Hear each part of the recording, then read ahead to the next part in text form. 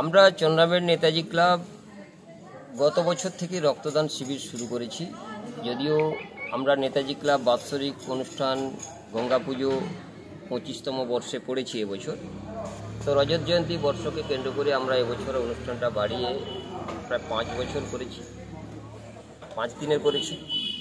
এবং রক্তদান আমরা করতে চাইছি এই কারণে, কারণ অনেক অসহায় মানুষ রক্তের অভাবে জীবন বিপন্ন হয়। সেই জায়গায় দাঁড়িয়ে আমরা ভাবলাম যে রক্তদান শিবির যদি করি তাহলে কিছু অসহায় মানুষদের আমরা পুনর্জীবনের জায়গাটা আমরা রেডি করতে পারি। তা সেই জায়গায় দাঁড়িয়ে একটু সমাজসেবা ক্লাব মানে এটাই, একটু সমাজে আরও বিভিন্ন মানুষের যদি সহযোগিতা করতে পারি তাহলে একটু ভালো লাগে। তাই আমরা এবছর 2য় বর্ষ আমরা এই রক্তদান শিবিরের আয়োজন। এটা কোথায়?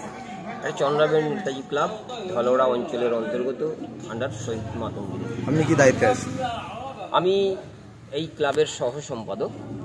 তো মূলত এই ক্লাবকে সারা বছর বিভিন্ন কর্মযজ্ঞে মূলত দায়িত্ব নিয়ে সমস্ত সদস্যদের সঙ্গে নিয়ে সংগঠিত করে বিভিন্ন সমাজের কাজের সঙ্গে থাকার চেষ্টা করি। আর আপনার নাম? আমার নাম শশাঙ্ক শেখর কোটাল, আমার বাড়ি বেঙ্গালোর। এই ক্লাবের সঙ্গে আমার বাল্য বয়স থেকেই সংযোগ, এবং যেহেতু বাড়ির পার্শ্ববর্তী ক্লাব, সবসময় চেষ্টা করি সমস্ত ছেলে মেয়ে সবাইকে সঙ্গে নিয়ে সমাজের বিভিন্ন কাজ সংগঠিত করার, সমাজে মানুষের পাশে দাঁড়ানো, সুবিধে অসুবিধা থেকে প্রত্যেকটি পাটে থাকার চেষ্টা করি। সেই মানসিকতা নিয়ে আজকে অনুষ্ঠিত হচ্ছে রজত জয়ন্তী বর্ষে চন্দ্রামের নেতাজি ক্লাবের 2য় বর্ষের ব্লাড ডোনেশন ক্যাম্প।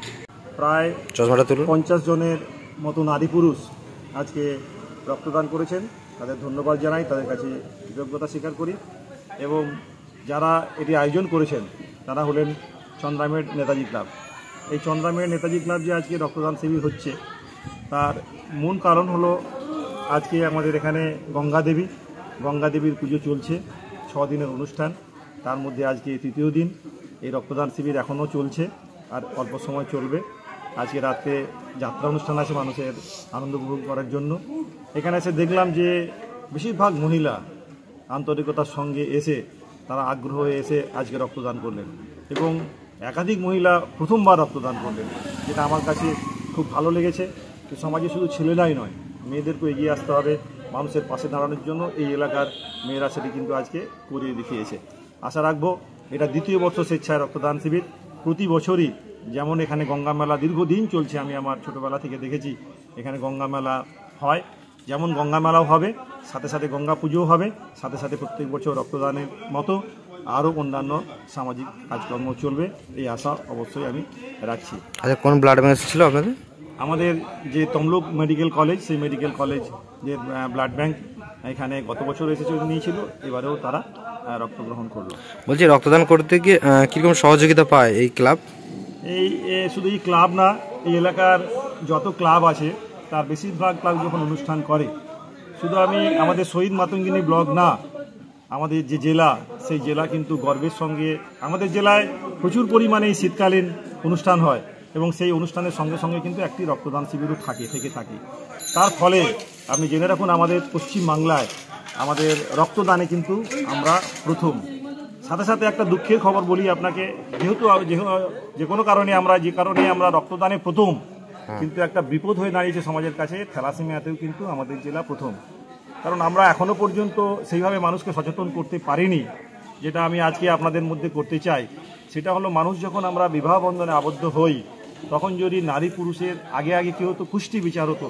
এখন কুষ্টি বিচার না করে যদি রক্তের বিচার করি, এবং নারী পুরুষ উভয় যদি এই থ্যালাসেমিয়ার বাহক হয়, তাহলে কিন্তু বিবাহ বন্ধনে আবদ্ধ হওয়া উচিত নয়। যদিও বা আমরা বিবাহ বন্ধনে আবদ্ধ হই, তাহলে কিন্তু সন্তান সন্ততি নেওয়া উচিত নয় বলেই আমি মনে করি। কারণ একজন মহিলা, সে তার জীবনের সবচেয়ে খুশির খবর হয় সে যখন জানতে পারে তার কোলে তার সন্তান আসছে। কিন্তু সেই সন্তান যদি থ্যালাসেমিয়া নিয়ে জন্মগ্রহণ করে, তাহলে কিন্তু তার দুঃখের বা কান্নার শেষ থাকে না। আমি এলাকার মানুষদের আপনাদের মাধ্যমে আপনাদের বার্তা পৌঁছে দিতে চাই, যখন আমরা সামাজিক বিবাহ বন্ধনে আবদ্ধ হই, অবশ্যই যেন রক্তের বিচার করি, এবং যাতে নারী পুরুষ যদি এই থ্যালাসেমিয়ার বাহক হই, তাহলে কিন্তু সন্তান সন্ততি যেন না নেওয়া যায় তার অনুরোধ জানাই। আমার নাম আর কি?